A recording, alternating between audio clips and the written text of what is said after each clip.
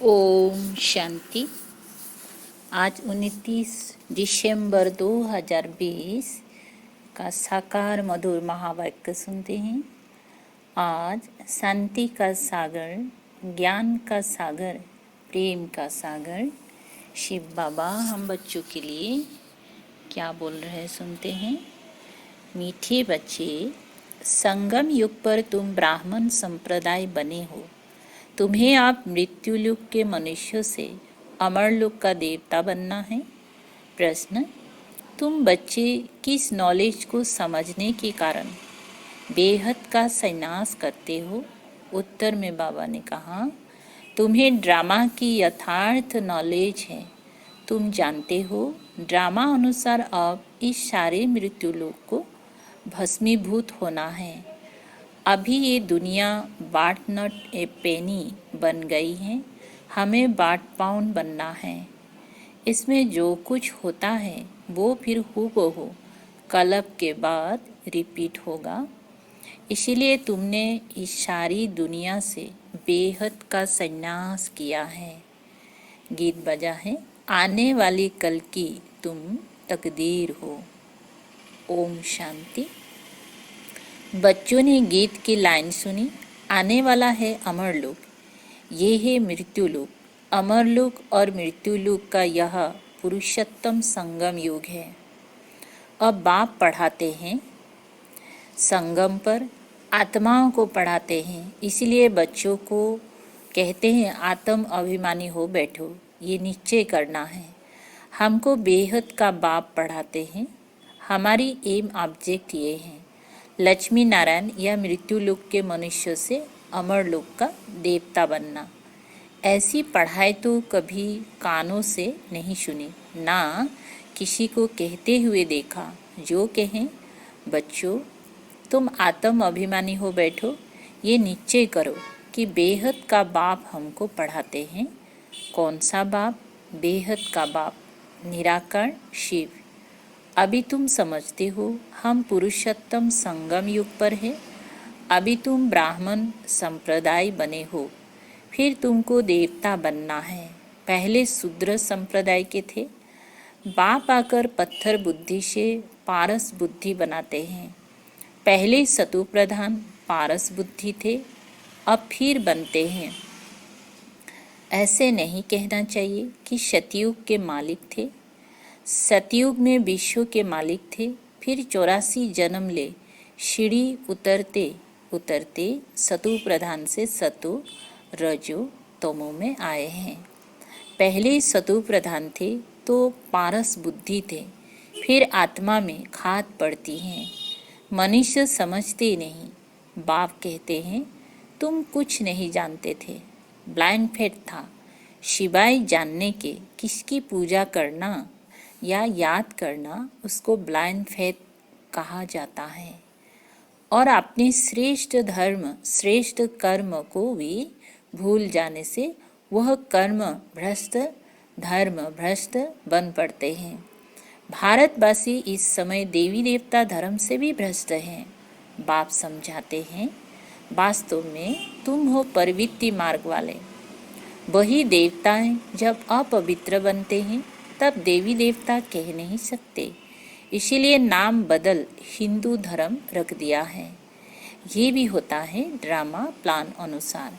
सभी एक बाप को ही पुकारते हैं, हे पतित पावन आओ। वो एक ही गॉड फादर है जो जन्म मरण रहित है। ऐसे नहीं कि नाम रूप से न्यारी कोई चीज है। आत्मा का व परमात्मा का रूप बहुत सूक्ष्म है, जिसको स्टार व बिंदु कहते हैं। शिव की पूजा करते हैं, शरीर तो है नहीं। अब आत्मा बिंदी की पूजा हो ना सके, इसलिए उनको बड़ा बनाते हैं पूजा के लिए। समझते हैं शिव की पूजा करते हैं, परंतु उनका रूप क्या है वो नहीं जानते। ये सब बातें बाप इस समय ही आकर समझाते हैं। बाप कहते हैं तुम अपने जन्मों को नहीं जानते हो। 84 लाख योनियों का तो एक गफुड़ा लगा दिया है। अब बाप तुम बच्चों को बैठ समझाते हैं। अभी तुम ब्राह्मण बने हो, फिर देवता बनना है। कलयुगी मनुष्य है शूद्र। तुम ब्राह्मणों की एम ऑब्जेक्ट है मनुष्य से देवता बनने की। ये मृत्युलोक पतित दुनिया है। नई दुनिया वो थी जहाँ ये देवी देवताएं राज्य करते थे। एक ही इनका राज्य था। ये सारे विश्व के मालिक थे। अभी तो तमु प्रधान दुनिया है, अनेक धर्म है। यह देवी देवता धर्म प्रायलुप हो गया है। देवी देवताओं का राज्य कब था, कितना समय चला, ये वर्ल्ड की हिस्ट्री ज्योग्राफी कोई नहीं जानते। बाप ही आकर तुमको समझाते हैं। ये है गॉड फादरली वर्ल्ड यूनिवर्सिटी, जिसकी एम ऑब्जेक्ट है अमर लोक का देवता बनाना। इनको अमर कथा भी कहा जाता है। तुम इस नॉलेज से देवता बन काल पर जीत पाते हो। वहाँ कभी काल खा नहीं सकता, मरने का वहाँ नाम नहीं। अभी तुम काल पर जीत पहन रहे हो।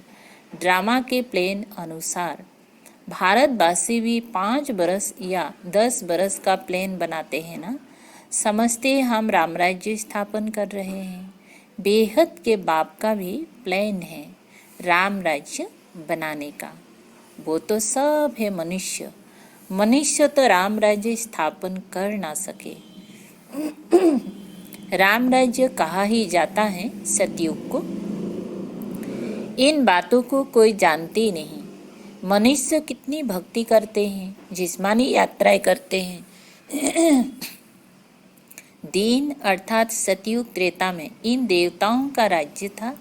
फिर रात में भक्ति मार्ग शुरू होता है। सतयुग में भक्ति नहीं होती, ज्ञान भक्ति बैराग, ये बाप समझाते हैं। बैराग 2 प्रकार का है। एक है हठयोगी निर्वृत्ति मार्ग वालों का, वो घर बार छोड़ जंगल में जाते हैं। अब तुमको तो बेहद का संन्यास करना है, सारे मृत्यु लोक का। बाप कहते हैं ये सारी दुनिया भस्मीभूत होने वाली है। ड्रामा को बहुत अच्छी रीति समझना है। जो मिसल टिक टिक होती रहती हैं, जो कुछ होता है फिर कल्प 5000 बरस बाद हूबहू रिपीट होगा। इसको बहुत अच्छी रीति समझकर बेहद का संन्यास करना है। समझो कोई विलायत जाते हैं, कहेंगे वहाँ हम ये नॉलेज पढ़ सकते हैं। बाप कहते हैं हाँ, कहाँ भी बैठ तुम पढ़ सकते हो। इसमें पहले 7 रोज का कोर्स लेना पड़ता है। बहुत सहज है। आत्मा को सिर्फ ये समझाना होता है। हम सतु प्रधान विश्व के मालिक थे, तब सतु प्रधान थे, अब तमु प्रधान बन गए हैं। 84 जन्म में बिल्कुल ही बाटनट ए पेनी बन पड़े हैं। अब फिर हम पाउंड कैसे बने। अब कलयुग है, फिर जरूर सतयुग होना है। बाप कितना सिंपल समझाते हैं। 7 दिन का कोर्स समझना है, कैसे हम सतु प्रधान से तमु प्रधान बने हैं।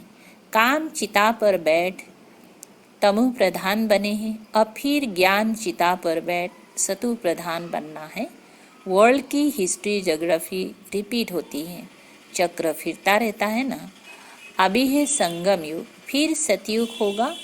अभी हम कलियुगी विशेष बने हैं, सो फिर सतयुगी वाइसलेस कैसे बने, उसके लिए बाप रास्ता बताते हैं। पुकारते भी है हमारे में कोई गुण नहीं। अब हमको ऐसा गुणवान बनाओ, जो कल्प पहले बने थे उन्हों को ही फिर बनना है। बाप समझाते हैं पहले पहले तो अपने को आत्मा समझो। आत्मा ही एक शरीर छोड़ दूसरा लेती है। अभी तुमको देही अभिमानी बनना है। अभी ही तुम्हें देही अभिमानी बनने की शिक्षा मिलती है। ऐसे नहीं तुम सदैव देही अभिमानी रहेंगे, नहीं। सतयुग में तो नाम शरीर के रहते हैं। लक्ष्मी नारायण के नाम पर ही सारी कारोबार चलती हैं। अभी ये है संगम युग, जबकि बाप समझाते हैं तुम नंगे अशरीरी आए थे, फिर अशरीरी बन वापस जाना है। अपने को आत्मा समझ बाप को याद करो। ये है रूहानी यात्रा। आत्मा अपने रूहानी बाप को याद करती है। बाप को याद करने से ही पाप भस्म हो जाएंगे। इनको युग अग्नि कहा जाता है। याद तो तुम कहाँ भी कर सकते हो, 7 रोज में समझाना होता है। यह सृष्टि चक्र कैसे फिरता है, कैसे हम सीढ़ी उतरते हैं। अब फिर इस एक ही जन्म में चढ़ती कला होती है। विलायत में बच्चे रहते हैं, वहाँ भी मुरली जाती है।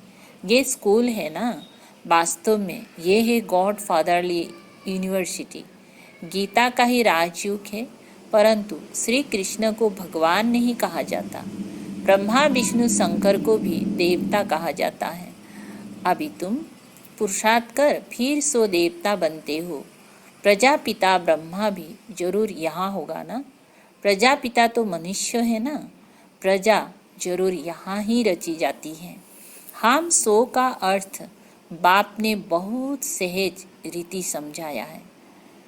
भक्ति मार्ग में तो कह देते हम आत्मा सो परमात्मा, इसलिए परमात्मा को सर्वव्यापी कह देते।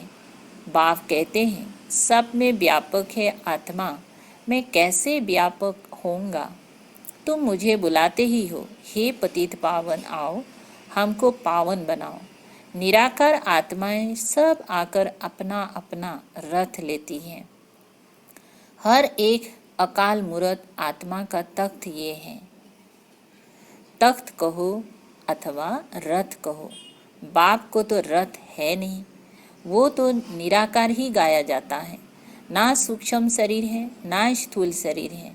निराकार खुद रथ में जब बैठे तब बोल सके। रथ बिगड़ पतितों को पावन कैसे बनाएंगे। बाप कहते हैं मैं निराकार आकर इनका लून लेता हूँ। टेम्पररी लून लिया है, इनको भाग्यशाली रथ कहा जाता है। बाप ही सृष्टि के आदि मध्य अंत का राज बताए। तुम बच्चों को त्रिकालदर्शी बनाते हैं और कोई मनुष्य ये नॉलेज जान नहीं सकते। इस समय सब नास्तिक है, बाप आकर आस्तिक बनाते हैं। रचयिता रचना का राज बाप ने तुमको बताया है। अब तुम्हारे सिवाय और कोई समझा ना सके। तुम ही इस ज्ञान से फिर ये इतना ऊंच पद पाते हो। ये ज्ञान सिर्फ अभी ही तुम ब्राह्मणों को मिलता है। बाप संगम पर ही आकर ये ज्ञान देते हैं। सदगति देने वाला एक बाप ही है। मनुष्य मनुष्य को सदगति दे ना सके। वह सब गुरु है भक्ति मार्ग के। सदगुरु एक ही है, उनको कहा जाता है वाह सदगुरु वाह। इनको पाठशाला भी कहा जाता है। एम ऑब्जेक्ट नर से नारायण बनने की है। वह सब है भक्ति मार्ग की कथाएं। गीता से भी कोई प्राप्ति नहीं होती। बाप कहते हैं मैं तुम बच्चों को सम्मुख आकर पढ़ाता हूँ, जिससे तुम ये पद पाते हो। इसमें मुख्य है पवित्र बनने की बात। बाप की याद में रहना है, इसी में ही माया विघ्न डालती है। तुम बाप को याद करते हो अपना वर्षा पाने के लिए। यह नॉलेज सब बच्चों के पास जाती है। कभी भी मुरली मिस ना हो। मुरली मिस हुई गया एब्सेंट पड़ जाती है। मुरली से कहाँ भी बैठे रिफ्रेश होते रहेंगे।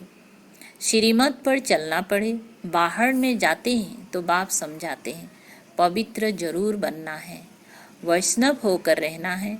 वैष्णव भी 2 प्रकार के होते हैं। वैष्णव वल्लभाचारी भी होते हैं, परंतु विकार में जाते हैं। पवित्र तो है नहीं। तुम पवित्र बन विष्णुपुरी बनते हो, विष्णुवंशी बनते हो। वहाँ तुम वैष्णव रहेंगे, विकार में नहीं जाएंगे।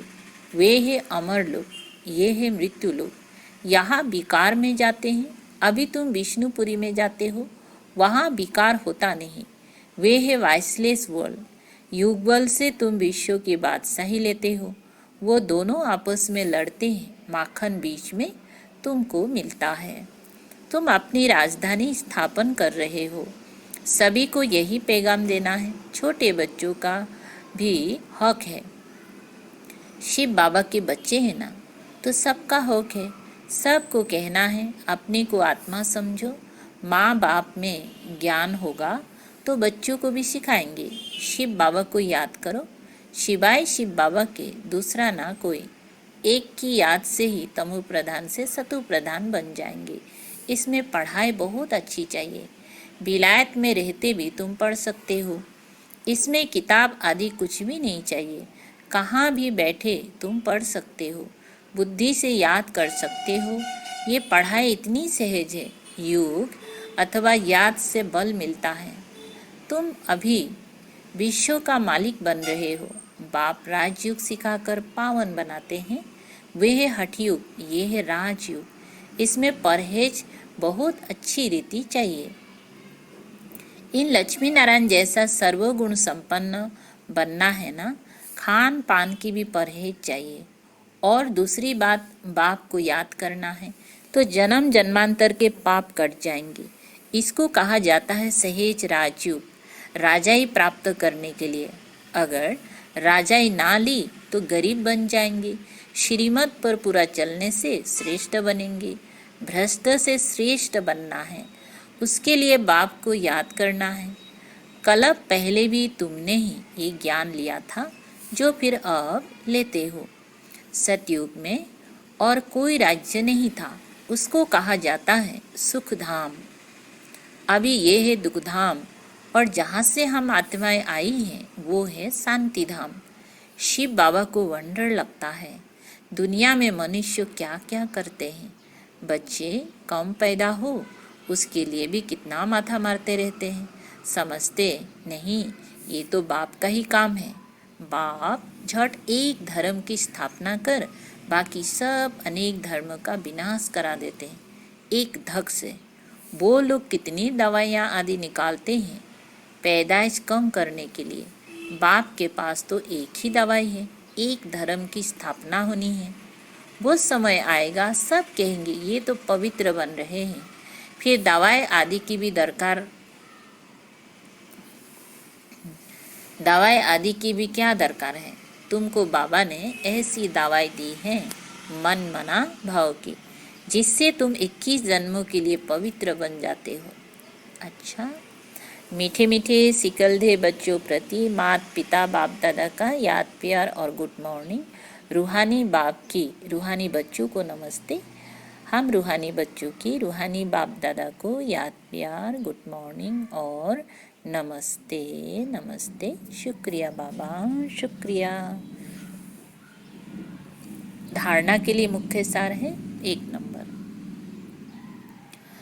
पवित्र बनकर पक्का वैष्णव बनना है। खान पान की भी पूरी परहेज करनी है। श्रेष्ठ बनने के लिए श्रीमत पर जरूर चलना है। नंबर 2, मुरली से स्वयं को रिफ्रेश करना है।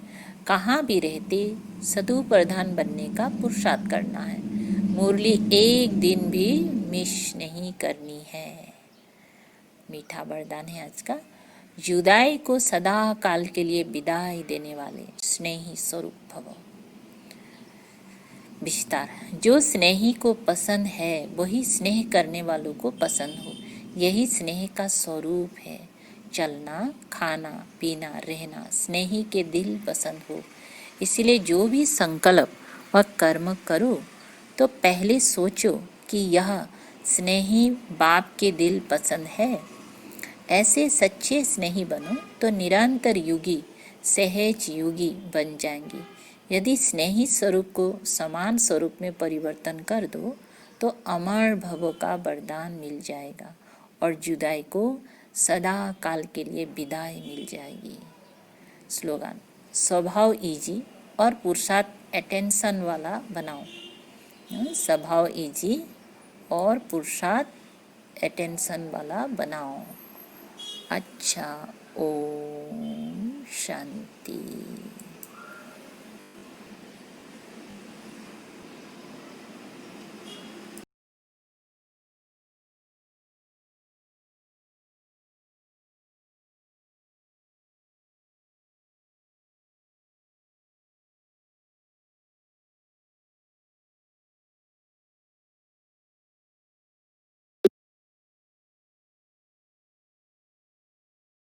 अपना घर आए थे धरती पर अब लौट रहे हैं उधर। फरिश्ते हैं